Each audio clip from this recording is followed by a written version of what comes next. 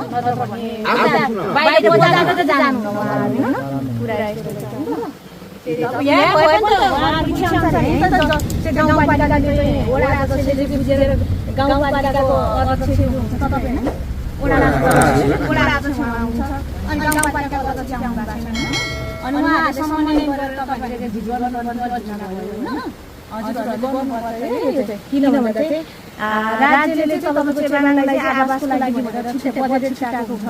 कानुनमै लेखेको रहेछ ढुङ्गाको वडा अब यस्तो वर्षसम्म त्यो छ राज्यले दिने सेवा सुविधा भूकम्प पनि छ प्रदेश सरकारले दिने खर्च साधन छ त्यो उहाँ बनाउनु अनि चाहिँ यहाँ बस्नु